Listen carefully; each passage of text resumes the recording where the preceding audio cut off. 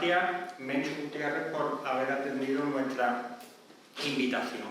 Y continuaremos con Pere Yoda, que ha estado prácticamente en la inteligencia, ¿no?, de este seminario, de esta organización de este seminario. Continuará él, pues bueno, nos puede informar mucho. Yo he tenido también la suerte de conversar con él, ¿no?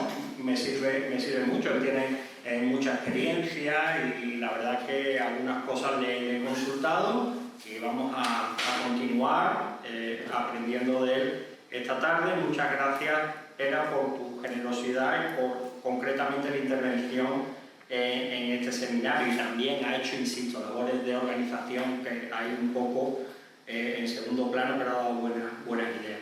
Y vamos a finalizar con Teresa Torn, profesora también de Sociología de la Universidad Autónoma de Barcelona.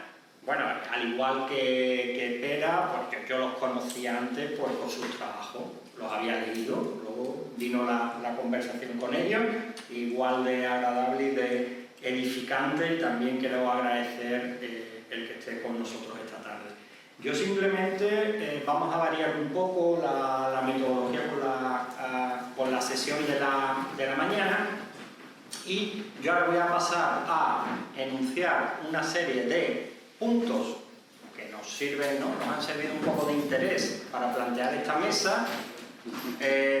Evidentemente son sugerencias de cosas que se puedan comentar. Voy a dar paso a las intervenciones en torno a unos 20 minutos y luego directamente ya vamos a abrir el coloquio, ¿vale? No hacemos dos rondas como en el caso de la sesión de la mañana, sino unas intervenciones un poquito más largas, pero no excesivamente, son 20 minutos, y luego abrimos coloquio. Y simplemente nosotros nos queremos interrogar, pues eso, bueno, iba ahora a poner de manera pormenorizada todos los puntos que tenemos aquí. Yo creo que no vale la pena, lo hemos hecho internamente en la mesa, con lo cual yo ya no quito más tiempo.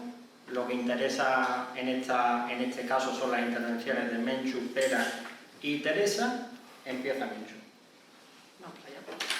Todo tuyo. Creo que lo puedes colocar. Eso. Tengo con el atuendo ideal para colocar. Exactamente. Vale, ¿se me oye bien? ¿Sí? Bueno, yo agradezco la presentación y al revés, agradezco que nos invitéis a dar a conocer nuestra labor sindical, nuestro día a día sindical, porque creo que hace mucha falta esta pedagogía. Agradecer también la mesa. Yo creo que es un placer siempre coincidir con Teresa, es la segunda vez que coincidimos, tercera creo ya, y es un placer ver estas caras conocidas y amables. No he tenido el placer de coincidir, pero seguro que aprenderemos mucho. Bueno, para nosotros hablar de participación en las empresas es un placer, porque realmente yo no voy a hablar del mundo académico, yo no voy a hablar de datos, de estadísticas, yo no soy estadista, no soy historiadora y no participo del mundo académico, pero sí tengo la suerte de colaborar en la organización más grande del país, y además de desarrollar mi rol desde hace un año y medio en la Secretaría de Donas y Políticas LGTBI de la CON, de la Comisión Nacional de Cataluña, sí que tengo cierto bagaje y cierto recorrido en otros ámbitos de participación en el sindicato, desde el primer punto que os quiero hablar, que son las elecciones sindicales, hasta pues, participar, que aún lo compagino con mi labor en la negociación colectiva, participando de la negociación de un convenio de sector de ámbito estatal, con lo cual creo que alguna pincelada pues, puedo dar al margen de mi responsabilidad actual. Para nosotros la principal herramienta de medida de participación dentro de las empresas son las actas de elecciones sindicales. Existe además una fuente, que es el Departamento de Trabajo, donde se registran todas las actas de elecciones sindicales que se renuevan cada 4 años. Esto nos da los datos de representatividad de los sindicatos en las mesas de negociación en los convenios, y también nos da una ligera visión, ¿no?, de ese elemento principal de democracia en las empresas, donde son las plantillas quienes escogen a sus representantes sindicales, ¿no? Es el acto principal de democracia dentro de la empresa. Pero el primer dato, y no es positivo, que encontramos es que la mitad de las empresas de este país no tienen representación sindical. Aún hoy no es la normalidad que exista una empresa que celebre elecciones sindicales, y de hecho los sindicatos continuamos siendo un elemento hostil, ya no solamente para las direcciones de las empresas, sino para las plantillas, que ven cómo la posibilidad de concurrir en una lista electoral puede mermar sus capacidades de promoción, de ascensos, de cómo le miden los compañeros y de la forma en que podría ascender o eso, ¿no? Y hacer una carrera profesional dentro del centro de trabajo. Al margen de esto, el sindicato interviene pues, participando en multitud de factores, ¿no? Y elementos que pueden incidir en la empresa, ¿no? En procedimientos de ERE, de despidos colectivos, en modificaciones sustanciales de condiciones de trabajo, modificaciones de horario, de condiciones, incluso de movilidad geográfica, etc. Es otra vía de participación que tenemos los sindicatos. Evidentemente, como he referido al principio, en la negociación de convenios colectivos de sector que regulan al final las condiciones de trabajo, ya sea a nivel provincial, autonómico, estatal o incluso en convenios de empresa o de grupos de empresa, y todos ellos también están registrados en el RECCON, el registro de convenios colectivos, y es una fuente también que se puede consultar. Durante la pandemia, además, se intensifica la labor de los sindicatos en su papel legítimo constitucional, como agente social, como únicos agentes legitimados constitucionalmente, ¿no? Para intervenir en la negociación de los ERTOs, que tanto han salvado a este país en un momento de crisis como hemos vivido estos últimos años, y en un proceso de mecanismo urgente de tramitación. Por poner un ejemplo, yo misma, en los 3 meses más o menos del confinamiento y pandemia, llegué a negociar 90 ERTEs, o sea, cosa que no había negociado en toda mi vida sindical. Y de hecho lo hacíamos allá donde no existía representación sindical. O sea, estamos hablando de poner recursos propios sindicales, económicos, personales, allá donde no hay una representación sindical, ni siquiera una persona afiliada. Con no pocas reticencias, por otro lado, por parte de las empresas, ¿no? Porque al final las empresas nos llamaban para cumplir el papel legal y, evidentemente, pues, aprovechar las herramientas que se nos estaba dotando la nueva legislación para salvar el escollo, ¿no? Otras herramientas de intervención, y aquí me gustaría pararme un momento, bajar los pies a tierra, y que cuando hablamos de intervención y participación, a mí muchas veces me suena como hablar de física cuántica habiendo suspendido las matemáticas básicas, ¿vale? O sea, tenemos un elemento muy básico, que no es nada nuevo de participación, que es la vía del artículo 64 del Estatuto de las Personas Trabajadoras, que es el que dota de la obligación a las empresas y la responsabilidad también de las personas delegadas de recibir una información económica, de seguridad social, etcétera, periódicamente, regulada al detalle, y que es la principal denuncia que recibe Inspección de Trabajo por parte de los representantes legales de los sindicatos. O sea, estamos hablando de que la principal herramienta y la más básica, que es la que equilibra, vamos a entrecomillarlo muy mucho, las relaciones laborales, o sea, si yo tengo que negociar con la empresa, ¿qué mínimo que tener información? La principal herramienta, que es un derecho básico que tenemos los delegados y delegadas de empresas, también soy delegada de una empresa, de una multinacional, y es un escollo muy difícil de superar, el tener que acudir reiteradamente a Inspección de Trabajo porque no sé si la empresa está cotizando bien, porque la empresa no me presenta los mismos datos, porque además este artículo es muy amplio y muy garantista, o sea, realmente me permite tener unas garantías de información similares al Consejo de Administración de una empresa. Pero si por esto, que es lo básico, ya me tengo que estar peleando, ¿de qué participación estamos hablando, no?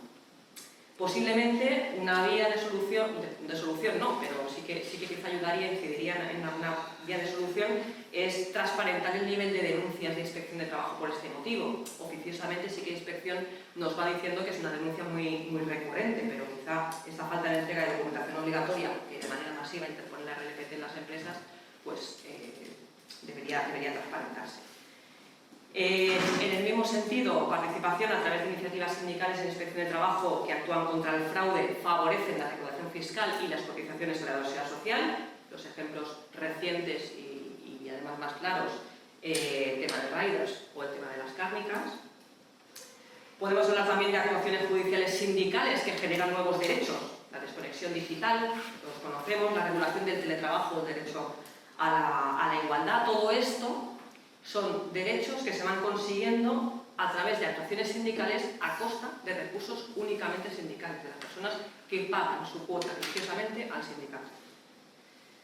Quizá no es tan importante en este punto que haya nuevas fuentes documentales, pero sí que se mejoren sustancialmente las que existen, ¿no? La calidad y la muestra de datos. Los datos de absentismo, por ejemplo, pues son los datos que habitualmente no encontramos segregados por sexos, ¿no? Pues sería un ejemplo cuando entremos a hablar de temas de género, que seguro que la compañera Teresa se parará. Al final, los datos lo aguanta todo, ¿no? Aprovecho que tenemos a Irene aquí, porque recordando el informe de brecha que la Comisión de Acción de Cataluña presentó en febrero del año pasado, cuestionábamos precisamente esta parte, ¿no? Hablábamos de brecha y cuestionábamos las fuentes y las fórmulas incluso de cálculo de brecha, ¿no? Que nos generan un gap en función de si consideramos que tenemos que tomar para el cálculo de la brecha el salario total anual o el salario por hora trabajada, ¿no? En algunos casos nos vamos dejando atrás pues temas de hacer uso de la primera fórmula, por ejemplo, que es teniendo en cuenta el salario anual, la media del salario anual esconde precisamente estas desigualdades en el lugar de trabajo, amplias en el caso de las mujeres entre los salarios, porque en el caso de los más bajos mantienen un estancamiento en las últimas décadas, que esperemos que se regule con las recientes subidas importantes del SMI, ¿no? Y en el caso de utilizarla a través del salario hora, se visualizaban aspectos muy determinantes en la brecha como la segregación laboral en determinados puestos, pero sin embargo nos ocultaba datos importantes como es la parcialidad, ¿no? Empleada mayoritariamente 3 veces más en mujeres que en hombres. Y Irene me corregirá si no me he equivocado y las he cambiado al final. Pero me ha venido de coña que estuviera. Me paro un poco a nivel de género. Cuando hablamos de si es importante de tener pues, esta visión de género, esta visión feminista, a mí ya no me gusta llamarla de género, porque tenemos que darle una vuelta, y es la visión feminista, que es simplemente tener en cuenta el 51% de la población cuando enumeramos fuentes, sacamos datos, estadísticas y vemos qué incidencia tienen las medidas y qué impacto tienen en las mujeres. Primero de todo esto, visión de género y brecha, las anomalías todavía son enormes. ¿Cómo podemos hablar de gobierno y participación en las empresas cuando el 70% del empleo a tiempo parcial es femenino? Estoy hablando de sectores en general, podríamos hablar de sectores concretos, ¿no? Como la educación infantil, por ejemplo, que el 95% son mujeres. Y además es de manera involuntaria en un 65%, ¿no? Se trata de tener en cuenta al final lo que decíamos toda la población, pero cuando socialmente aún se está negando la violencia machista y que sus causas no están originadas en las desigualdades de la mujer en el ámbito del trabajo, pues insisto, de qué participación y de qué gobierno estamos hablando. Y me quiero parar, no me voy a extender mucho más y voy a dejar que mis compañeros utilicen más tiempo si así lo consideran. De la última medida, y no menos importante, al revés, creo que es una de las grandes medidas para precisamente participar y en el gobierno de las empresas, la medida de los planes de igualdad, los recientes planes de igualdad. Los sindicatos tenemos la oportunidad, y reconozco así en petit comité, que estamos creo que en medio familia, y ahora mismo nuestra peor pesadilla, pues realmente el volumen que supone en abarcar todas las negociaciones sobre los planes de igualdad de las empresas. Como sabéis, y si no sabéis os lo recuerdo, desde el 7 de marzo, si no recuerdo mal, todas las empresas de más de 50 personas trabajadoras tienen la obligación de disponer de un plan de igualdad en las empresas. Nosotros celebramos profundamente que en estos últimos 15 años se haya desarrollado y se haya impulsado de una manera tan profunda todas las políticas de género, de legislación en materia de género, porque nos lo creemos y porque realmente asumimos esta nueva legislación como una gran herramienta de transformación, de detección y de corrección de brechas retributivas, y nos da capacidad de incidir en algo en lo que, como el estatuto lo recoge así, pues los delegados lo asumimos, que es la organización del trabajo en las empresas. Realmente nos da la capacidad de incidir en procesos de selección, en promoción, en ascensos y en esta organización del trabajo que tanto se nos hace hueso, se nos hace bola. Pero, una vez más, pues hago de Pepito Grillo. El mapa actual de empresas con obligación de realizar planes de igualdad solamente en Cataluña es de 6.600 empresas con esta obligación. Yo no sé qué organización tiene capacidad de afrontar esto. Son negociaciones que pueden durar hasta un año, no estamos hablando del proceso de los ERTES, que en 7 días lo teníamos resuelto con 3 negociaciones y al final pues, lo tenías tan por la mano que era muy dinámico, muy automático. Esto no. Estamos hablando de evaluar diagnósticos de 500 páginas. Estamos hablando de detectar esto que nos dicen las empresas, ¿no? Esto es como cuando vamos a hacer elecciones, ¿no? Cuando iba a hacer elecciones a las empresas me decían, ¿pero por qué queréis hacer elecciones si aquí todo va bien? ¿No? Precisamente por eso, el día que venga, porque todo va mal, tendremos un problema, ¿no? Porque también nos ha pasado, ¿no? Que entramos a organizar las empresas cuando se nos presenta un ERE. ¡Ostras, que no tenemos con quién negociar! Pues vamos a probar elecciones. Claro, ¿quién se te va a apuntar a una candidatura cuando hay un ERE? El que evidentemente quiere salir el último, ¿no? Para que no nos vamos a engañar. Y esto es un poco igual, ¿no? Claro, teniendo en cuenta además lo que he dicho al principio, o sea, que nos cuesta acceder a la información obligatoria, imaginaros llegar a una empresa de 1000 personas trabajadoras que promueve un ERE, un despido de 700, y los delegados ni siquiera tienen la documentación que ya deberían tener periódicamente cada año, que son las cuentas, los balances, que nos hubiera dado ese margen de anticipación a problemas que se pudieran dar, ¿no? En ese sentido, ya sea a nivel económico, a nivel organizativo, productivo o por la causa que fuera ley, ¿no? Se ni siquiera nos da esa posibilidad de preverlo. En los planes de igualdad nos está pasando un poco igual. En este país tenemos la mala costumbre de dejar las cosas todas para la última hora. De estas 6.600 empresas que tienen la obligación de tener plan de igualdad, actualmente hay presentados 1.556. ¿Vale? De estos 1.556 presentados, es cierto que el registro tiene cierto embudo en la revisión de los planes. Hay 500 pendientes de revisar. Hay 484 que están finalizados, pero de ellos hay 180 que están requeridos. ¿Qué quiere decir?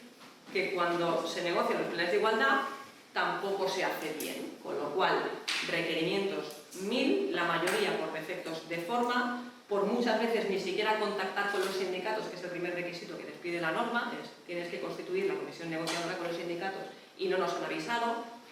Claro, ¿qué nos genera esto? Pues que la mayoría de solicitudes que recibimos son de planes de igualdad que ya están negociados con no sé quién, y entonces ven, señor sindicato, ponme aquí el sello y valídamelo, porque si no, no me va a aprobar. Podemos seguir hablando de democracia y de participación, pero es más o menos lo que nos encontramos. Y yo un poco lo dejaría aquí para dejar paso a los compañeros. Y mi conclusión sería, pues eso, que vamos un poco a pedales, que tenemos que aprobar las matemáticas antes de hablar de la ciencia superior. Gracias. Muchas gracias. Sí. Yo antes de dar la palabra a Pera, voy a rectificar, porque evidentemente yo no soy Ramón Arós y quien tiene el programa, ojalá llegue al nivel, ¿no?, que tiene Ramón de análisis y a la perspicacia de Ramón, pero todavía me queda en carrera, voy a insistir a ver si llego. No, él la verdad que ha tenido un problema de salud, bueno, no es un problema grave, pero bastante molesto.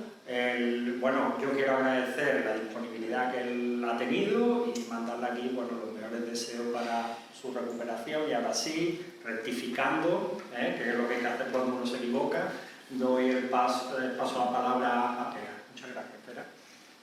Muchas gracias a vosotros y también pues dar un recuerdo a mi compinche Ramón, ¿no?, con el cual durante muchos años compartimos estudios y discusiones, debates.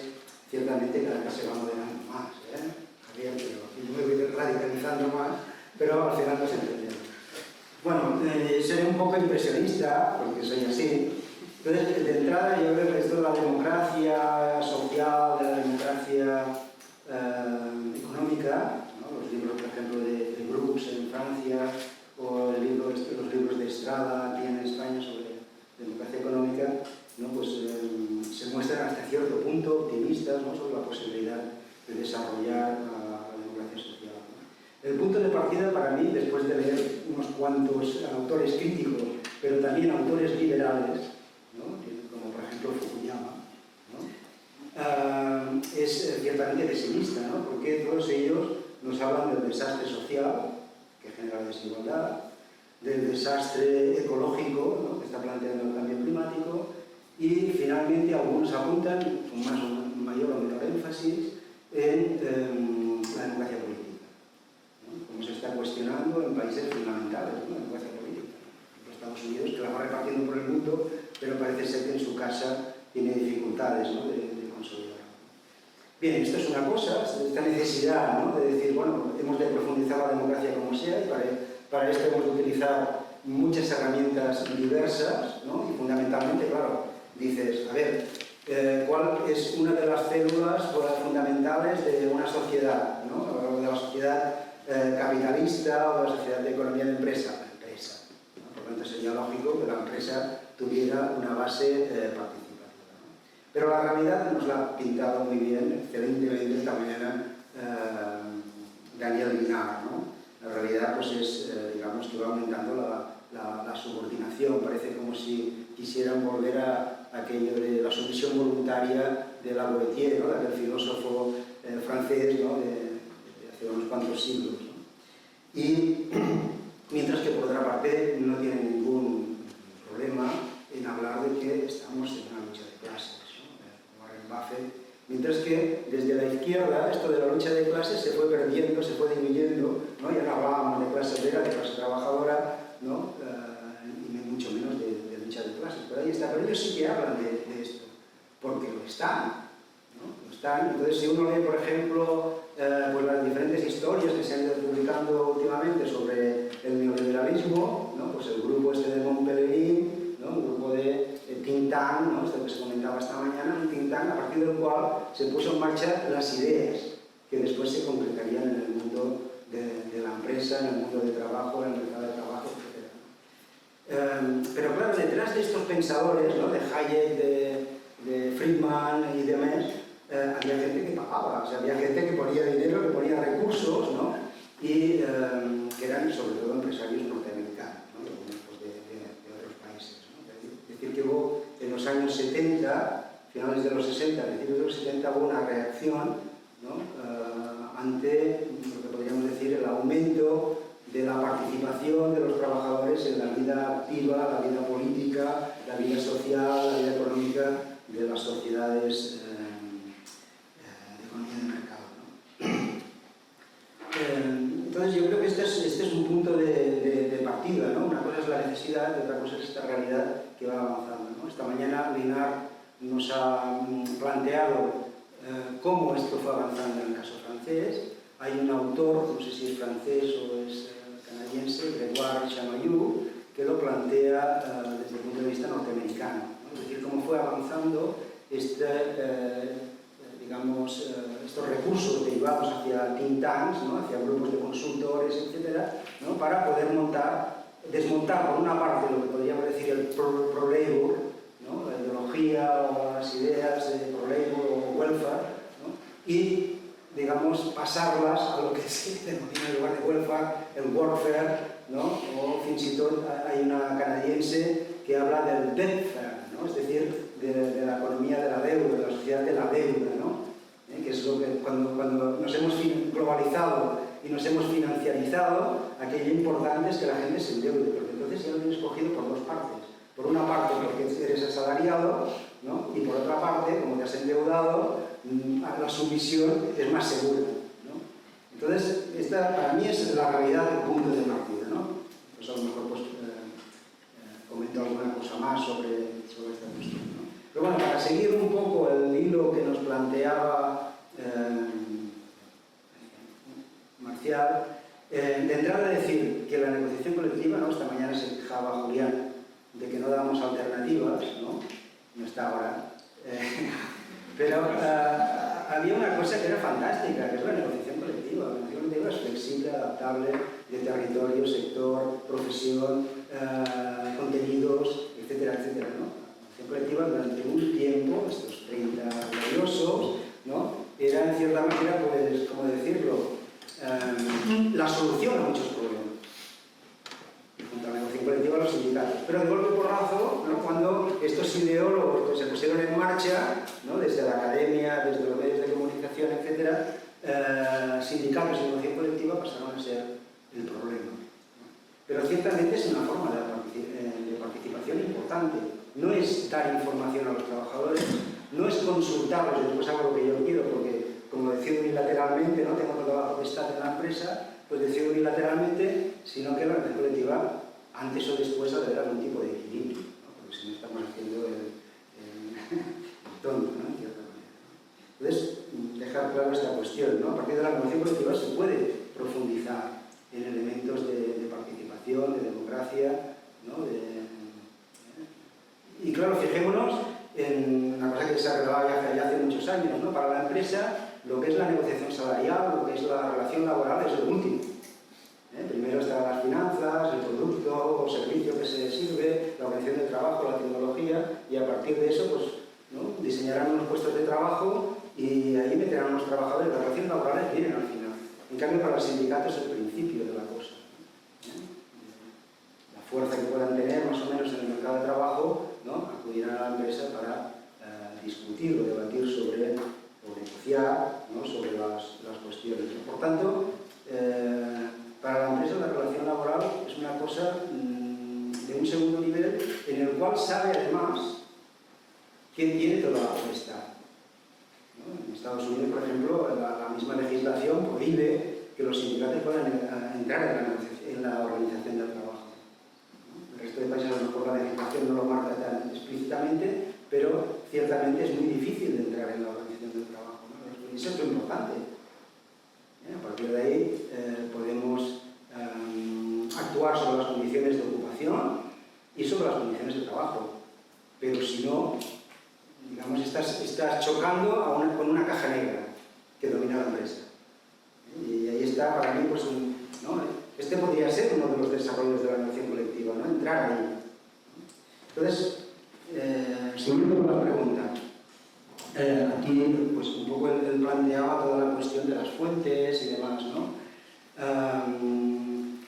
Claro, como vosotros sois historiadores, los de esta mañana, ¿no? Unos cuantos eran historiadores, pues hablabais de documentos y tal y tal. Bueno, yo recuerdo hace mucho tiempo que hacía estudios de grandes empresas y entonces mi preocupación primera era conseguir documentos, ¿no? Recuerdo que un directivo me dijo, a ver, ¿tú quieres saber cómo va la empresa o quieres ver lo superficial, ¿no? Si te doy documentos no vas a saber nada, ¿no? Si hablas con nosotros al final, pues sí que conseguirás, digamos, una información buena, ¿no? Esta es una cuestión, ¿no? Pero ciertamente también hay como una especie de apagón, ¿no? En la información. Por ejemplo, aquí en España había esta encuesta de condiciones de vida y trabajo, la CVT, que en 2010 pues, Zapatero eliminó, ¿no? Aunque dijo que seguramente se retomaría al cabo de un tiempo, ¿no? Pero la crisis, el dinero, ¿no? Claro, evidentemente Rajoy no estaba interesado, ¿no? Y se acabó, esto fue un apagón, ¿no?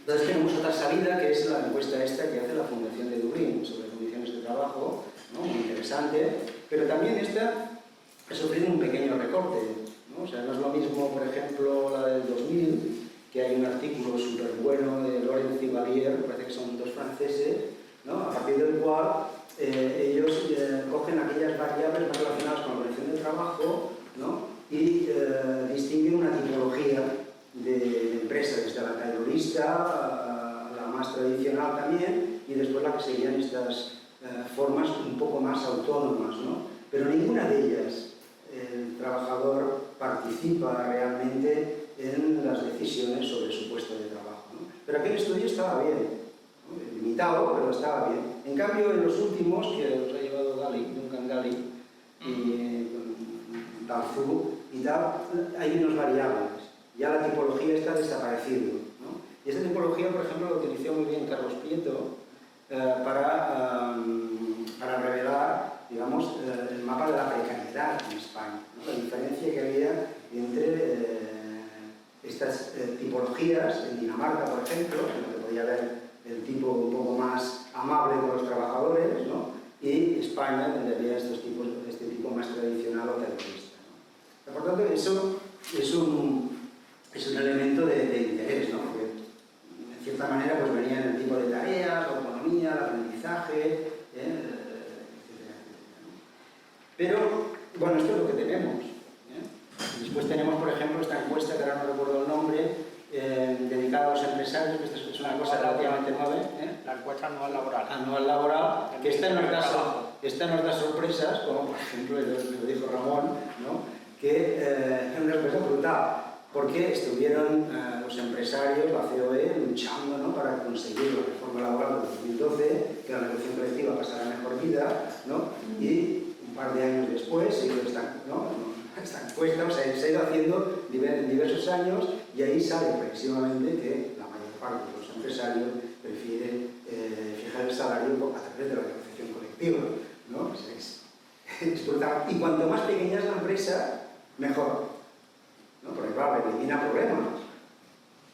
La negociación colectiva tiene ventajas, como los sindicatos. Tener un equilibrio, un control, también supone problemas, ¿no? Por ejemplo, la innovación. Si hay un sindicato que plantea, digamos, un determinado tipo de salario, un determinado tipo de condiciones de trabajo, el empresario no va a poder competir a baja, sino que tiene que competir innovando, ¿no? En fin, en cosas de cajón, ¿no? Pero bueno, aparte de eso, yo lo que aquí a lo mejor, pues, bueno, para mí es muy importante el estudio de casos, o esto que se llama los métodos mixtos, ¿no? Combinar, ¿no? Y aquí había una experiencia muy buena de comisiones. La gente de ISTAS, ¿no?, el Salvador Moncada y la Clara Jens, hacían una cosa muy bonita, que era, por una parte, una encuesta a nivel español, que estaba homologada por Europa, ¿no?, a partir del cual tenían, pues, lo que podríamos decir, un promedio, ¿no?, un promedio de cómo funcionaban las condiciones de trabajo, salud, etcétera, etcétera, ¿no? O sea, ahí. Pero a partir de esto, ellos podían hacer encuestas en empresas, ¿no? Y a partir de aquí, pues también sacaban un panorama, ¿no? Este panorama, al final lo plasmaban en una especie de semáforo, ¿no?, verde, amarillo y rojo, y a partir de ahí discutían el servicio de prevención de la empresa, la dirección de la empresa o de la producción y el comité de empresa, ¿no? Y esto generaba normalmente, pues, una especie de, no recuerdo cuál era el nombre, círculos, grupos de discusión que se reunían periódicamente, cada 3 meses más o menos, y permitía avanzar en cuestiones de organización del trabajo, en cuestiones de calidad de trabajo, en cuestiones de condiciones de trabajo. Y bueno, yo tuve la suerte de asistir a un par de estas presentaciones en las cuales había diferentes tipos de empresas, desde un hotel a una industria, a Codorniu también estaba, a Champañera, ¿no? Y realmente veis que era un elemento muy interesante. O sea, a partir de ahí se veía los elementos positivos de la participación. Incluso los empresarios o el representante, que era un poco así estirado, de la patronal catalana, ¿no?, pues al final tenía que decir, bueno, esto es una experiencia muy, ¿no? Esta frase típica, ¿no? Pero aquello realmente aportaba. Y tanto Salvador como Clara me pidieron que después de, no sé si eran 8 años que estuvieron en Codorniu, que por favor fuera yo a hacer, pues, las últimas entrevistas, ¿no?, para hacer un poco la valoración desde fuera, ¿no? Entonces me vi con el jefe de producción, estaba encantado con la experiencia, habían aprendido mucho, habían sacado muchas ventajas ¿no?, de la participación de los trabajadores. Hablé con la de prevención, también encantada. El comité de empresa, por supuesto, ¿no?, porque también habían sacado ventajas de tipo organizativo, etc. Y la única, un poco recordando a Daniel, la única que estaba molesta era la de recursos humanos, ¿no?, porque le habían hecho de tapón, ¿no?, esta experiencia de Codorniu, ¿no?, habían saltado por encima, ¿no? Entonces, bueno, pues esto, por ejemplo, son experiencias interesantes. El sindicato es capaz de hacer este tipo de cosas. Cuando yo empecé con la Fundación Volkswagen, que nos pagó una investigación, después la Fundación Bofin también nos pagó otra investigación, ha sido 2 o 3 años, y entonces pude hacer unas cuantas grandes empresas. La idea era entrar a través de las organizaciones empresariales. No hubo manera, es imposible, ¿no? En una fui porque finalmente el de Foment aquí, que se llama Joan Pujol, pues bueno, nos facilitó la entrada, ¿no? Pero esto era Starlux, que me parece que no existe, ¿no? El jefe de esta planta de Starlux dice, o sea que vienes de parte de Jordi Pujol, ¿no?, que era el presidente de la Generalitat. Y dice, no, vengo de parte de Joan Pujol. O sea que había entrado por eso, ¿no? Este hombre además era un personaje, pues, o sea, hizo así en un cajón y había un pistolón tremendo, o sea, sea, imagínate el tipo de personaje, ¿no? O sea, había mucha resistencia, pero en las diversas empresas en las que pude entrar, entré por el sindicato, ¿no? Después ya está la habilidad de que una vez estás dentro y empiezas a hacer entrevistas a trabajadores, a sindicalistas y tal, de que la dirección diga, hombre, pues esto me interesa, ¿no? Entonces, a partir de ahí, pues podemos hacer unas investigaciones un poco con las dos partes, ¿no? Entonces, yo creo que el sindicato esto lo tendría que explotar un poco más. Esta idea ¿no? de poder hacer casos específicos, ¿no?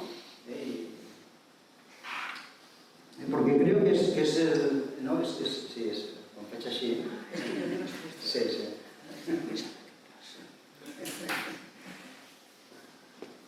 Se pueden hacer estudios concretos y entonces a partir de ahí sí que, digamos, puedes ir generando, ¿no? una necesidad de participación, ¿no? Es decir, por una parte, negociación colectiva, por otra parte, pues, realizar este tipo de estudios que finalmente tienen una plasmación en estos grupos de discusión, o círculos, ¿no? A partir de los cuales se puede activar el problema de la abolición del trabajo.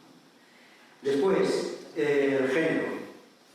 El género hablaré poco porque Teresa está, en fin, pero preparadísima. Pero bueno, nos conocimos hablando de género, hablando de producción y reproducción, o sea que alguna cosa sí, ¿no? Sí, bueno, pero la tesis...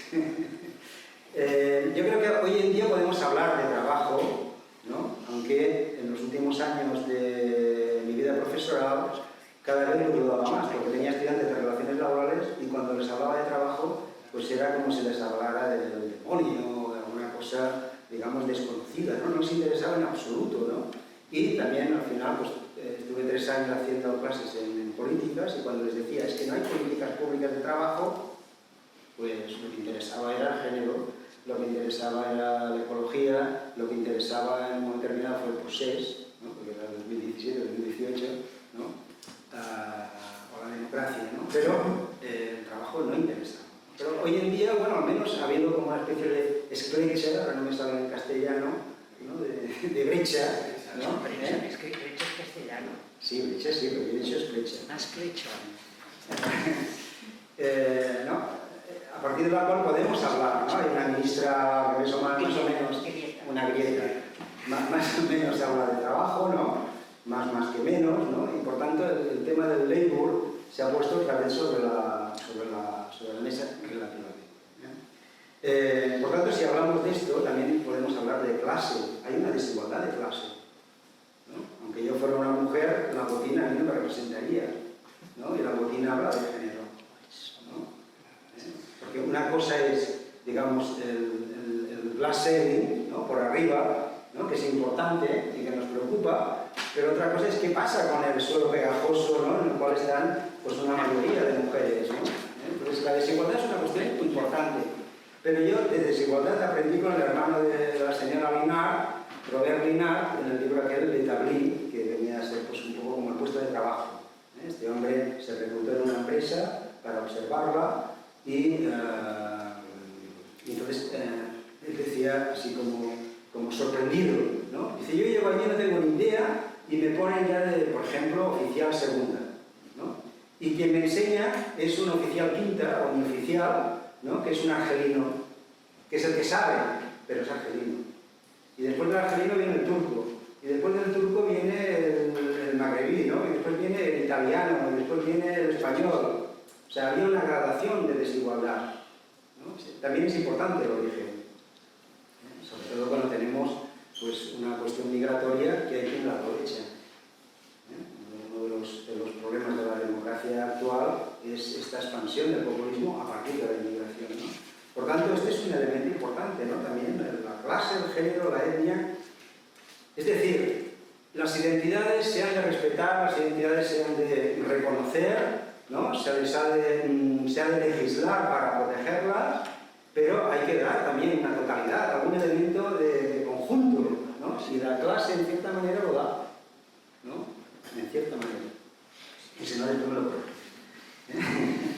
Pero, ¿no? Fijaros que, por ejemplo, el otro día el señor no recuerdo el nombre, de la patronal, el presidente de la patronal, decía, no sé, hay que hablar de ricos y pobres, ¿no?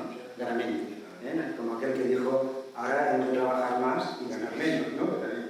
El que entró en prisión, no me acuerdo del nombre, de la patronal, sí, ¿no? Para ver qué tipo de patronal tenemos, ¿no? O sea, o por ejemplo, Durán Farrell al inicio de la transición, año 80, no me acuerdo cuál acuerdo social fue, le dijo a UGT, o firmáis este acuerdo, la comisión no lo firmó, pero a UGT sí que se lo podía decir, o firmáis este acuerdo o os destruyo, ¿no? ¿Por qué? Porque la llave de la pequeña empresa la tenía la COE, Cepine, tenía la llave de la pequeña empresa. Si os acordáis, Teresa, sí, esto es muy bueno. El que no me acuerdo es el de la prisión. Pero claro, ¿por qué ricos y pobres?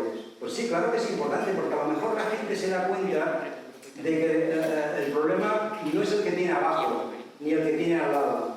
El problema es el de arriba, ¿no? Esta clase súper rica que se ha generado con todos sus asesores, consultores, etcétera, etcétera, ¿no? Hay un libro muy bonito de un millonario, digamos renegado, ¿no? Un millonario renegado se llama Chuck Collins, que dice acumuladores de riqueza, ¿no? Y en este libro explica, ¿no? El énfasis, el objetivo, ¿no? de estos súper ricos, ¿no? Pero lo fundamental es cómo estos súper ricos han generado un conjunto de consultoras que les sirve para enriquecerse aún más o, por ejemplo, para propagar la ideología que les justifique, que les legitime, ¿no? en su riqueza. Por ejemplo, está también vinculada a la teoría del goteo, ¿no? De que cuanto más menos impuestos paguen y más dinero tendrán, más repartirán, ¿no? sobre el conjunto, ¿no? Y esto desde un punto de vista objetivo, ¿no? La desigualdad tiene un elemento objetivo, ¿no? Creada tiene un elemento objetivo, ¿no? Hay, unos cobran por aquí, ¿no? El 10%, el 1% ya se dispara, ¿no? Y la mayoría pues está en el suelo, ¿no? Pero hay un elemento también subjetivo muy importante, conectando también con el tema de la ideología, ¿no? Que es la culpabilización. Y esto, por ejemplo, lo dicen autores como Stiglitz o Krugman, que son economistas del sistema, pero lo dicen, hay un énfasis en culpabilizar al pobre, de culpabilizar al desocupado, de culpabilizar al precario, porque no tiene suficientes méritos, ¿no? Porque no ha trabajado suficiente, ¿no? Porque no sabe suficiente, ¿no? Y entonces ahí está este mal de la meritocracia, ¿no? El cual, sobre todo en la academia, la gente se lo cree de manera brutal, ¿no? Y va persiguiendo puntos, publicaciones, etcétera, etcétera, ¿no? Pero ya lo decía en el año 50 y pico, ahora no me acuerdo de un sociólogo inglés, que fue el primero que habló de la meritocracia, que el peligro de la meritocracia era añadir a la desigualdad de renta, desigualdad educativa y desigualdad de prestigio, ¿no? Culpabilizar aún más a aquel que no ha llegado, ¿no? Y con esto llegamos a esta enorme división que intentan fomentar de los ganadores y los perdedores, ¿no? Es lo que dice una economista también del sistema, la señora Matsukato, ¿no? Cuando habla de precio y valor, ¿no? Si tú monopolizas, si tú eres el oligopolio, la parte superior del oligopolio, pues dices, mira, este es mi precio, ¿no? Y entonces el mensaje que envías es que tienes un valor extraordinario, porque tienes ese precio, ¿no? Mientras que el resto de personas pues no podemos decir este es mi precio, ¿no? Sino que nos lo dice.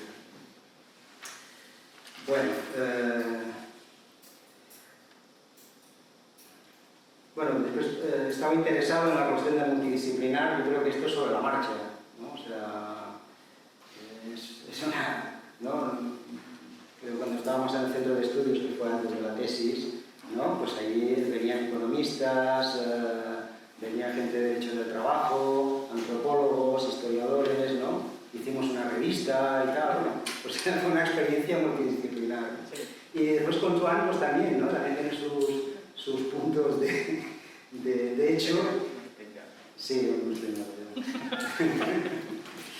¿no? Quizás porque acumulas cosas, ¿no? Yo pues soy antropólogo, pero también sociólogo, ¿no? Un poco hice historia y después di clases de historia económica y por tanto, ¿no? Vas teniendo una sensibilidad que otra gente no tiene, ¿no? Un economista normalmente, ¿no? Dice, yo soy economista y no soy nada más, o sea, porque...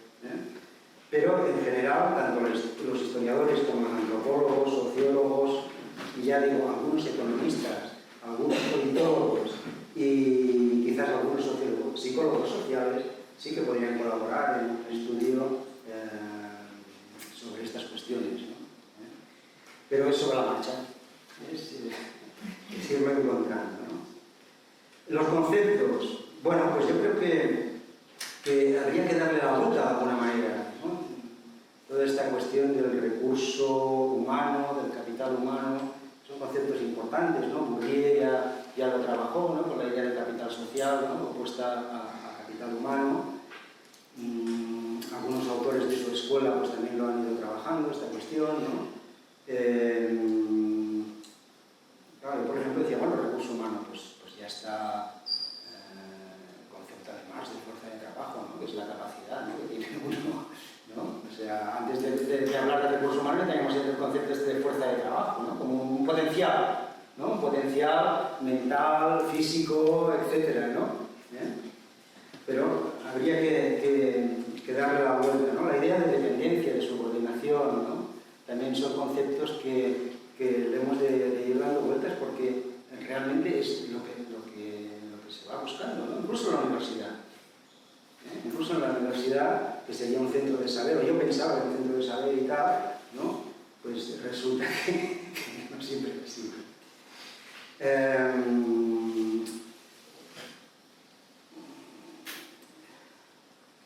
Una cuestión importante es lo que decía esta mañana Dinar, ¿no? Los empresarios franceses, por ejemplo, han cambiado su denominación de patronato a movimiento de empresas por el hecho de que de esta manera representan a mucha gente, ¿no? A los directivos, a los trabajadores, a los accionistas, a los consumidores. Bueno, si esta poca gente representa a todos estos, la empresa realmente tiene una función social. Y si tiene una función social, pues esta es la entrada, ¿no? La entrada de ser por arriba, quizás también, ¿no? Aparte de por la mención colectiva, ¿no? También por arriba. O sea, esto tiene un impacto ecológico, esto tiene un impacto social por el mercado de trabajo, porque se crea mucha precariedad, desocupación, etc., ¿no? Todo esto repercute en la vida cotidiana de la gente. O si además se evalúa la calidad, pues esto implica que puedes tener riesgos, ¿no? de salud grave, ¿no? Como salud pública grave, ¿no? 5 minutos, ¿vale? Si no, ya lo mira que me he puesto el reloj para controlarme, pero... Muy interesante. Muy bien, vamos bien. Si necesitas más... No. Bueno, yo creo que la siguiente cuestión era los sindicatos. Los sindicatos son necesarios, para mí es una cosa, ¿no? Podemos criticar todo lo que queramos, o nos podemos criticar, porque yo soy sindicalista, ¿no? Todo lo que queramos, pero son más que necesarios. El otro día este hombre tan prestigioso, Tversky, ¿no? Este politólogo y tal, lo decía, ¿no? No es una persona sospechosa pero también lo dijo Keynes en su momento, ¿no? Y los sindicatos son necesarios porque se necesitan controles y equilibrios, ¿no? Si no hay esos controles y equilibrios, pues solamente decide una parte, ¿no? Y se decide una parte que tiene muy claro cuáles son sus objetivos, el beneficio, y por tanto el resto ya no importa, ¿no? Y lo pueden disfrazar de empresa liberada, de responsabilidad social corporativa, etcétera, etcétera, pero al final el objetivo es vamos a producir más, ¿no?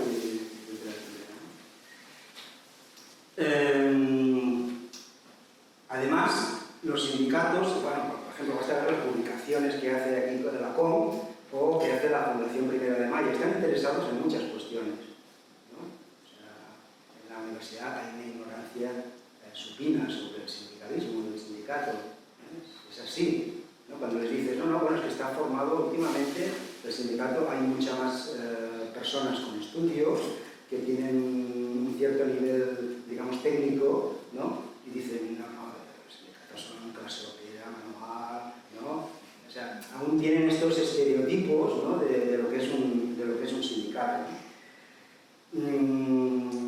Creo que tendrían que profundizar en el tratamiento de algunos temas fundamentales, ¿no? O sea, focalizar en unos temas fundamentales y estos temas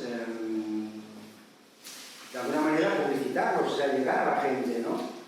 Porque esto sí que se veía ya en la encuesta de calidad de vida del trabajo, se veía, por ejemplo, que se aprobaba con un 6 la negociación colectiva, esto es una encuesta representativa del conjunto de asalariados españoles, se aprobaba con un 6 y se suspendía el sindicato con un 4. Pero ¿quién negocia, chicos? O sea, es el sindicato, ¿no? O sea, hay una desconexión que además se ha aprovechado, ¿no? Desde el 2008, la primera campaña fuerte que hubo fue contra los sindicatos, ¿no? Y volviendo al inicio, lo que decía, ¿no? Pues quizás los sindicatos pueden hacer mucho más trabajo de investigación, mucho más trabajo de publicitación, ¿no? ¿Qué estrategias? Era otra de las preguntas. Pues bueno, pues yo creo que también puede volver un poco a sus inicios, ¿no? Ya sé que ha de hacer negociación colectiva, ya veis que yo no tengo ninguna duda sobre eso, y que la democracia, si en la empresa se consigue algún día, será a través de la negociación colectiva, ¿no? Como un instrumento importante, aparte que desde arriba hayan unos cuantos que digan, oye, es que esto es fundamental, es que se nos va la sociedad, se nos va la naturaleza, ¿no? Se nos va la democracia por el desagüe. Eso me bueno, o sea, hay una continuidad, ¿no? Desde el trabajo, como consumidor, como usuario, ¿no? El trabajo tiene una continuidad, no es solo el trabajo remunerado, el trabajo asalariado, también es el trabajo que hacemos en casa, ¿no? Y que se exige no solamente que tengamos grandes ideas y tal, ¿no? Sino que en nuestro día a día pues seamos tan humildes, ¿no? De que nos pongamos a currar en casa, ¿no? Que hagamos cosas en casa, ¿no? Y esto es una cuestión importante, ¿no? Para entender lo que es el trabajo en su conjunto, ¿no? Porque también hay una cierta moda de decir, no, el trabajo ya no interesa, ¿no? Bueno, pero ¿qué trabajo no interesa? ¿No? Porque criar a los hijos, claro que nos interesa, ¿no? Tener el cuidado de los padres, claro que nos interesa, ¿no? O comer, ¿no? Por ejemplo, ahora se ha puesto de moda esta idea, ¿no? Que también hay que tener cuidado, la gran renuncia. La gran renuncia, relativamente, ¿no? Porque ¿de qué vas a comer si no trabajas? Pero yo también pienso que son globos sondas, ¿no? Que se van lanzando, con lo cual despistan al personal, ¿no? La gran renuncia. Aquí en España, por ejemplo, ahora hemos bajado la desocupación, un poco la precariedad, trabaja mucha más gente. ¿Dónde está la gran renuncia? Hay un montón de horas extras realizadas, etc. ¿Dónde está la gran renuncia? O se habla del quiet quitting, ¿no? Esta renuncia silenciosa. Esto se ha hecho toda la vida, la hice yo en una oficina que trabajé, seguramente interesa la suya, ¿no? Se ha hecho toda la vida. El hermano de Daniel, ¿no? También lo relata en este libro, ¿no? Todo lo que hacían los trabajadores para escaquearse y conseguir unos minutos para poder hablar con el compañero, fumarse un pitillo, etc., ¿no? O también el señor Miklos Haradzi, en Hungría, relataba una experiencia similar, o aquel Ben Harper, ¿no? Aquel del remachador, ¿no? Pues también relataba una experiencia similar, ¿no? ¿De qué me estás hablando? Pero a esto se le da mucha importancia, y en cambio no se le da importancia, pues que importa, que es la precariedad, la desocupación, la desigualdad, ¿no? Este tipo de cuestiones, ¿no? Por tanto, hay que ir con cuidado con las soluciones mágicas, ¿no? Estuve en una mesa redonda en la cual moderaba y había uno que estaba... Todo el mundo intervino muy bien, ¿no? Pero había uno que estaba con el 32-4, ¿no? 4 días, 32 horas, ¿no? Y con eso se solucionaba todo. No, es importante, seguramente hay que experimentar, hay que explorarlo, pero no se soluciona todo con el 32-4, porque hay mucha gente que está haciendo el 24-7. Las 24 horas, ¿no? 7 días a la semana, ¿no? Por tanto, ojo, ¿no? El problema finalmente, y ahí vuelvo a coincidir, y que me perdone por mencionarla tanto, con Daniel Linar, que el tema fundamental es la organización del trabajo. Ahí es el rubor y el lobo. Por eso se han protegido tanto, ¿no? Para que no entremos a esta cuestión, ¿no? Es el hueso duro, ¿no? Que tenemos que roer, ¿no? Y una de las maneras de entrar, y esto lo comentamos muchas veces con Joan, como con Salvador, etcétera, ¿no? Es la salud. La salud es una cuestión a partir de la cual no se puede entrar en la organización del trabajo. Es necesario entrar en la organización del trabajo, ¿no? que, por ejemplo, bueno, pues el caso de la Volvo, ¿no? La Volvo siempre vendía calidad máxima. Claro, la Volvo no se podía permitir que hubiera sangre en sus coches, ¿no? Porque la calidad exigía, digamos, un cuidado sobre la organización del trabajo. Por eso aquel experimento tan interesante, ¿no?, de las islas de producción. Bueno, muchas gracias por...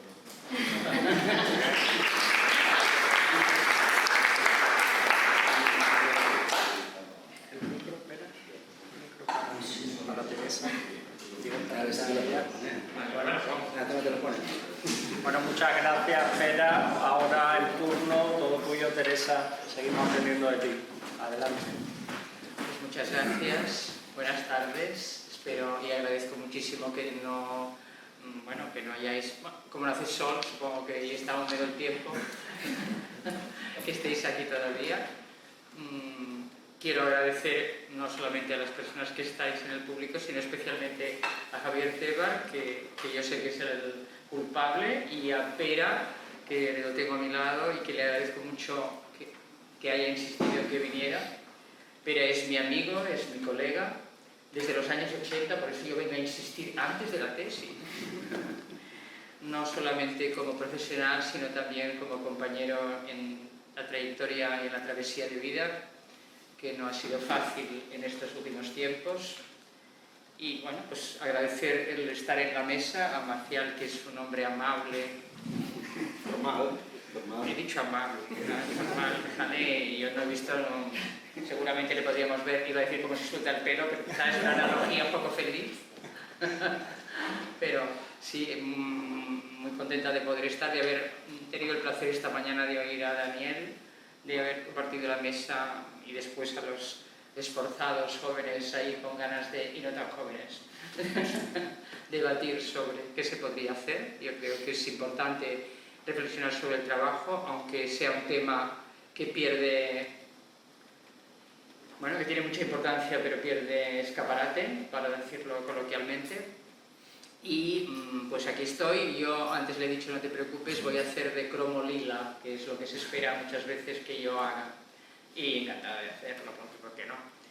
De todas maneras me vais a permitir que haga una previa, y yo quiero, como en la radio cuando yo era pequeña, dedicar esta intervención a la memoria de dos colegas míos que han desaparecido en poco tiempo. A Fausto Migueles, que murió en el mes de septiembre y fue mi compañero y colega en la Universidad Autónoma de Barcelona durante 33 años, con el que colaboré desde el comienzo en el grupo que él creó, en el CUIT, en el Centro de Estudios sobre el Trabajo y la Vida Cotidiana, y gracias a él pude yo desarrollar los estudios y los intereses que me llevaron a analizar qué pasaba con las mujeres y el trabajo. Si no hubiera sido él el gran pope que fue, yo no hubiera hecho lo que hice, porque en ese tema no se lleva. La prueba es que en la universidad este tema es absolutamente... Me refiero a mujeres y trabajo, a las mujeres no, porque estamos en plena corrección política y quien no habla de género pues no tiene derecho a la palabra casi. Pero si le ponemos el tema del trabajo, bueno, ese tema es más complicado. La segunda persona es Margaret Marouani. De hecho, hoy se le homenajea en París. Ella murió en agosto y a mí me permitió saber que yo no estaba tan sola aquí en el sur, porque ella lideró un grupo de marché de travail genre. Yo entré en contacto con ellas antes en un grupo que se llamaba JEDIST, el grupo de estudios de la división social y sexual del trabajo, y pensé que no estaba tan loca, que tenía razón de ser. Y escribiendo una necrológica sobre ella me di cuenta de que efectivamente de lo mucho que habíamos aprendido con ella, de lo mucho que ella nos permitió a las que queríamos dedicarnos a este tema poder hablar con rigor y solvencia de estas cuestiones. Solo recordaré que ella hizo una tesis en 1998 sobre las relaciones entre el feminismo y el sindicalismo, y estamos aquí ahora todavía con estos pelos, y esto coloquialmente ya sé que no es correcto, pero es así. ¿Por qué? Porque estoy en el sindicato todavía, estoy en comisiones desde hace muchísimos años y he visto crecer, a pesar de la existencia de la Secretaría de la Mujer, ver cómo la ignorancia ya no se lleva, se lleva quizá un poco más el gueto y lo que se lleva mucho es la tolerancia, en el sentido de que tolera el que tiene poder. No tolera, tolerancia no quiere decir democracia, quiere decir que yo puedo tolerarte porque puedo y quiero. Y eso, bueno, yo que ya soy muy mayor, bueno, tampoco quiero exagerar, pero soy mayor, mucho mayor, quizá la persona más mayor que hay en la sala, con toda seguridad. Bueno, pues yo soy de las que se propone, como leí en su día Gisèle Halimi, no resignarme jamás. Jamás es una palabra muy fuerte, pero aquí hay que mantenerla. Vengo a contestar una de las preguntas, muy pocas. He hecho una pequeña excursión después de oír a Pera, me extenderé un poco más, pero vengo a hablar del trabajo de las mujeres, es decir, las cuestiones de género son fundamentales si queremos hablar de democracia, porque son un factor clave para mantener la calidad de la democracia en sí misma, en el mundo del trabajo por descontado, y en la democracia sociopolítico-económica, como la llamamos antes, pues por descontado. Voy a hablar de esto y voy a hablar de por qué no revisar las propuestas, no revisar, retiro la palabra que es demasiado ambulosa, de recordar, reforzar algunas propuestas sindicales que llevan muchísimo tiempo. Antes, tomando un café, a algunas personas jóvenes del sindicato les he dicho, es que en este sindicato nos dimos cuenta en el 91 que éramos un sindicato de hombres y mujeres. No se habían fijado hasta entonces, hicimos unas jornadas, primero aquí en Barcelona y después nos fuimos a Madrid a contarlas. Han hecho unas segundas jornadas, después ya no, porque ya sabemos que somos hombres y mujeres, y lo que sí sabemos es que las mujeres, aunque no somos un colectivo homogéneo, porque tenemos desigualdades de clase, de etnia y de edad, en estos momentos la edad es también, o la generación, es un factor clave también de desigualdad, son estructurales, no desaparecen, tal como nos recordaba Margaret Marabani, no existe una pendiente natural hacia la igualdad en ese territorio, y a pesar de ser un colectivo no homogéneo, sí tenemos algo en común, y es que vivimos unas mayores cotas de subordinación que la mayoría de los hombres, aunque no a todos los hombres les va igual de mal. Si vosotras y vosotros ponéis esas desigualdades estructurales que vienen por razón de clase, género, etnia y edad, pues nos encontraremos con unas jerarquías móviles dependiendo del momento del ciclo de vida en el que estemos y de la plataforma de lanzamiento que nos haya tocado en suerte a la hora de nacer. Lo digo porque es como hablan mis colegas de educación, me dijeron, es que todo es la plataforma de lanzamiento. Y es que las imágenes masculinas son tremendas, ¿eh? Claro, ¿qué dices de las plataformas de lanzamiento? Antes decíamos los orígenes de clase, pero como ahora esto de la clase pues no mola, pues ya está. Vamos a ver. ¿Qué podría deciros? Que, en síntesis, viven las mujeres mayores cotas de subordinación y que, sobre todo, si tenemos que hablar del trabajo, tenemos que hablar y remitirnos a la empresa y tenemos que hablar de la familia y de la vida cotidiana, si queremos ponernos unas gafas de género consistentes. Y ninguno de esos ámbitos son democráticos. Ninguno. La familia tampoco es democrática. La división sexual del trabajo existe y persiste y nadie cede los privilegios cotidianos porque son poderosos a nivel de mentalidades más que de realidades. Nadie cede los privilegios de manera gratuita, nadie. Pero incluso las mujeres jóvenes que su mamá hace que tengan una vida más amable para que ellas puedan dedicarse plenamente, por ejemplo, a tener éxito profesional o éxito en el mundo de los estudios. Bien. De todas maneras, como es metodológico y a mí me han tocado la fibra, me he pasado demasiados años siendo profe de metodología y técnicas, voy a contaros un poco una previa también. Y es que la metodología no empieza a la hora de recoger los datos, ni la medición, sino a cómo nos posicionamos a la hora de querer ver lo que queremos ver. Eso es, aclarar eso es tremendamente difícil y sobre todo sabiendo no solamente qué queremos ver, sino quién quiere verlo. Detrás de eso, en el mundo universitario y en el mundo real, quién lo financia, porque eso no va a coartar la objetividad, pero sí va a coartar la neutralidad y la aplicabilidad de los resultados. Y vamos a ver, y sobre todo, quién va a interpretarlo en ese contexto de aplicaciones, proceso de contexto de descubrimiento, de justificación y de aplicación. Y es cierto que estamos muy fascinadas y muy fascinados con todo el tema de la medición y sobre todo con la medición cuantitativa. Y antes, espera, y Enchu nos ha recordado, los datos sí, pero en los datos lo que podemos decir en el caso de, vamos a hablar solo del trabajo asalariado y las mujeres, lo que hemos visto es que nos hemos embotellado a la hora de medir las ausencias femeninas en relación a las presencias masculinas. Y solo hacemos que medir eso y reforzar esa medición. Porque si habláramos más, por ejemplo, de la precariedad, aunque se habla de la precariedad objetiva más que de la subjetiva, yo he descubierto desde la precariedad subjetiva y puedo decir que ha sido un gran aprendizaje, pero en realidad lo que no hablamos es de que la precariedad, tal como está medida objetivamente, ha sido norma social de empleo femenino desde que el empleo asalariado existe. Y resulta que, como en la economía sumergida, no empezaron a hablar de la economía sumergida hasta que los hombres se vieron abocados también, algunos hombres,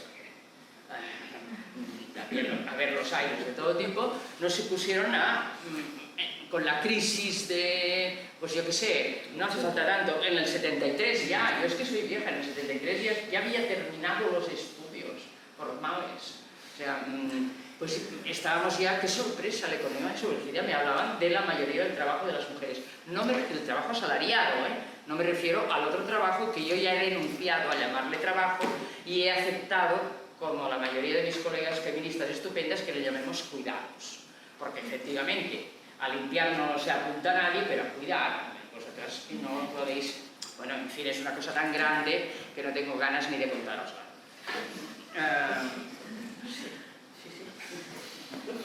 A no ser que aceptemos, como yo tengo un amigo y él también, y vosotros también, o vosotros conocéis a Albert Recio, y me permitió que escribiera un articulito que decía los cuidados, 2 puntos, un trabajo de cuidado.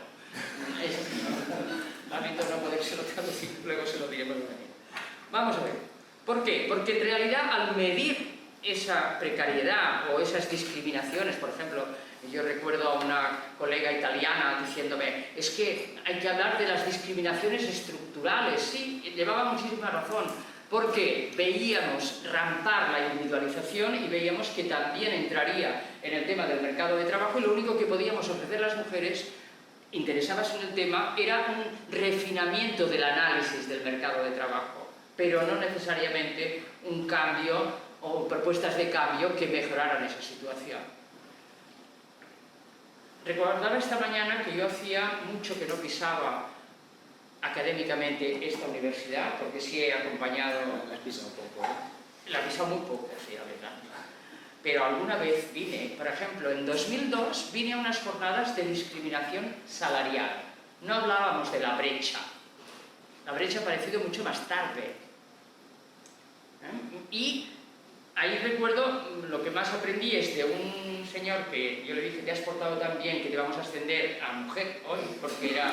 Sí, porque estaba muy interesada en la cuestión y hacía propuestas muy interesantes, y era la primera vez que yo oía a un señor que hablaba cosas que parecían con sensibilidad de género, que decimos ahora, con perspectiva de género, que a mí me encanta la palabra perspectiva de género, y había unas británicas, unas del TUC, y que nos dijeron las del Union, que lo que teníamos que hacer era dejarnos de florituras conceptuales y dedicarnos a exigir sindicalmente la revisión de las categorías profesionales, porque las categorías profesionales, los puestos de trabajo, se construyen siempre sesgadamente por razón de clase, obviamente ya entras al mercado laboral por razón de clase de manera distinta, por razón de etnia de manera clara, en aquel momento no estaba tan meridiano como ahora, y por razón de género, por razón de sexo. Y con una propuesta más fuerte todavía, llevando a la baja las categorías profesionales, los puestos de trabajo masculinos, y llevando al alza las femeninas. Se montó, ya podéis imaginar, han pasado 20 años y esto todavía en el sindicato, pues bueno, pues no tiene fama. ¿Por qué? Por aquello que os he dicho, no es que ya no la democracia, es que el poder existe, las jerarquías existen, y por muy móviles que sean esas jerarquías, en el fondo del fondo, como me decían algunas delegadas sindicales, bueno, es que son nuestros compañeros. Yo les decía, bueno, pues habrá que mirárselo de otro modo, porque sí, claro, porque si de los colegas esperamos esto, ¿qué no vamos a esperar de los que no son colegas? Vale, más. En esta historia, una de las cosas que aprendimos también, y en la interdisciplinariedad a la hora de situar bien a los sujetos que queremos conocer y cómo queremos enfocar para poder aplicar mejor los resultados, yo os debo decir que le doy la razón a Humpty Dumpty. Humpty Dumpty es un personaje de Alicia en el País de las Maravillas, que cuando hay un debate sobre cómo se llama este y cómo se llama el otro, le dice, mira, no te preocupes, lo importante es saber quién manda. Entonces, pues eso, de cara a... Porque sí es cierto que yo creo que una cosa que pasa en el sindicato y en las organizaciones empresariales es que no hay ningún interés por mantener la historia viva. No se recopila, no existe la historia, a no ser que sea oral, y cuando desaparece la persona, desaparece la historia, y no se mantiene. Por ejemplo, se han hecho muchos estudios de casos. Se han hecho muchos estudios de empresas. Cualquier de nosotros puede hablar de las historias de las empresas, de estudios de empresas donde ha participado. Aquello no queda registrado. Y tenemos además una mala relación con... No somos vasos comunicantes entre la academia y el sindicato. Aquí no lo hemos logrado. No lo hemos logrado y somos muy pocas las personas que dentro de la academia tienen un interés hacia el mundo del trabajo y hacia el mundo sindical todavía más. Entonces no hay... Es decir, si tienes un contacto que conoces a no sé quién, que te va a llevar... Pero eso no puede ser así. Habría que hacer un esfuerzo de crear un banco de recursos, no sé ahora que llaman científicos de los datos, o no sé qué demonios le llaman, Big Data y análisis de... Pues crear en serio que los archivos sean archivos y que estén abiertos y sobre todo registrarlo, porque no hay... Si tienes buenas... Yo recuerdo un estudio sobre el acoso sexual en el mundo laboral en el año 95 y, bueno, como decimos en catalán, Déu i ajuda, quiere decir, nos costó entrar en el sindicato. Entramos porque yo conocía a un señor que luego no voy a citar porque es un magistrado importante, y a partir de allí vimos algunas sentencias y nos dimos cuenta de que efectivamente el tema no interesaba. ¿Por qué no interesaba? Porque también es verdad, ya que has citado el glass ceiling y el sticky floor, que a la hora de enfocar y a la hora de mirar, da la casualidad, y no hay que flagelarse por ello, que nos apuntamos a lo que tiene más posibilidades de éxito. Y tiene más posibilidades de éxito hablar de la brecha que hablar del acoso, por ejemplo, ¿no? El acoso estigmatiza, el acoso individualiza, solo le pasa a algunas, en cambio la brecha remite a un tema colectivo, además se puede medir, los hay que se entretienen que si el debate es que si se va a medir precio hora o se va a medir el sueldo anual, los medios de comunicación, eso tiene prensa, buena prensa, y te dicen que por favor les digas qué porcentaje, que ya te han matado cuando te dicen... Son temas inmedibles desde este punto de vista. Pues bueno, fijarnos en cómo también se han hecho muchos estudios que no llegan de una parte a la otra y de la otra a la otra. ¿Qué más? Dado que en el sindicato o en el tema del trabajo de las mujeres habría que pensar bien qué es lo que se quiere ver, yo pediría, por favor, rogaría, no soy de ir a Lourdes, pero sí de hacer algo fuerte, para que se dejara de decir en público la reciente incorporación de las mujeres al mercado de trabajo. De verdad. O sea, en este país, además en Cataluña, es una vergüenza, un deshonor, es un faltarle el respeto a nuestras ancestras y a nuestros ancestros. ¿Cómo es posible que, habiendo creado la industrialización en este país, voy hablando de la industrialización solo, con el textil, se pueda decir que estamos recientemente incorporadas al mercado de trabajo? Por no hablar de que ahora, muy contentas en reivindicar el tema de los cuidados y, por ejemplo, todo lo que fueron las criadas y los sirvientes, muy bien, gracias. Pues caramba, si antes las sirvientas y que no las llamábamos cuidadoras, limpiadoras, hay que, sobre todo, no para reivindicar el nombre, sino para entender que si queremos hacer propuestas de historia del trabajo o de democracia, caramba, algo menos democrático que el servicio doméstico o que las cuidadoras actualmente, la realidad de las cuidadoras, creo que primero no es nuevo, y a las mujeres que están etnicizadas y ante las cuales yo como gran burguesa aparezco colonial o colonizadora, un gran disgusto por mi parte, porque claro, les recuerdo que por muy blanca que sea, pues no intervine, o sea, no me siento aludida, pero sí me siento ofendida, lo digo así, pues que eso es tan viejo como desde que el poder y la jerarquía impregna la cotidianidad y el mundo de la empresa. Y algo habrá que hacer, sobre todo porque también llega a que no logramos que la historia, hacemos historia de las mujeres e historia, y no hay manera de hacer bueno, no iba a decir una simbiosis, no, pero no logramos entremezclar ambos discursos, y ahí está, ya he citado a Cristina Borderías, pues quiero citar a Sole Bengoechea, que es una mujer espléndida, no necesariamente académica, pero que si algo le debemos en este país es la historia de las mujeres, la historia del trabajo de las mujeres, y qué sé yo, entender que además a las mujeres, yo aprendí muchísimo de una economista catalana que se ha pasado la vida en Estados Unidos pero que ha vuelto a jubilarse, se llama Lourdes Benería, y me explicó los 3 ejes para entender muy bien cómo podemos comprender esa historia del trabajo a nivel, desde que del 19 para acá, cómo hay 3 ejes que marcan muy bien el entender cuál es la mayor participación o menor participación femenina en el mundo del trabajo, en el mercado de trabajo formal. Es qué tipo de proceso productivo, si hay mucha tecnología o si hay poca tecnología, se requiere mucha mano de obra textil, quiere decir trabajo de criaturas y trabajo de mujeres. Si en cambio no lo hay, podemos ir al País Vasco, sería Alemania o Manchester y Liverpool, si hay mucha tecnología en el País Vasco, ahí hay mucha mano de obra masculina, porque la tecnología tiene un peso, pero en cambio sí encontraron a las mujeres haciendo otro tipo de empleos, y eso estaría bien que si queréis ver demografía industrial y la historia, entender qué papel jugaban las mujeres casadas de los obreros industriales en el País Vasco.